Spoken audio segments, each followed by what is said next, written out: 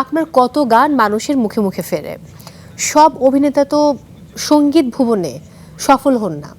আপনি চলচ্চিত্রে সুপারহিট গান নিথুয়া পাথারে দিয়েছেন, আপনি অডিও অ্যালবামে ইন্দু বালার মতো সুপার ডুপার হিট গান দিয়েছেন, যে গানের ইউটিউব ভিউ 84 মিলিয়ন। এই সাফল্যকে আপনি কিভাবে ব্যাখ্যা করবেন? এটা আমার কাছে খুব অদ্ভুত মনে হয় আর কি। হ্যাঁ, এটা অদ্ভুত মনে হয়।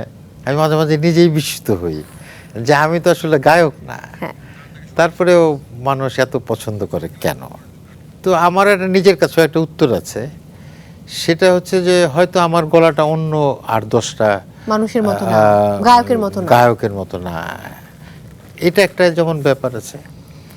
আর একটা বিষয় আমি ফিল করেছি, আমি তো অভিনেতা, তো আমি যখন গানটা করি শুধু গলা দিয়ে করি না, অন্তর থেকে আমি সেটা ফিল করার চেষ্টা করি এবং ওই যে লাইন্সগুলো থাকে সেগুলোকে ধারণ করে তারপরে চেষ্টা করি, মানে শুধু গলা দিয়ে গাই না আর কি, মানে মাথা দিয়েও গাই, অন্তরটা দিয়েও গাই আর কি।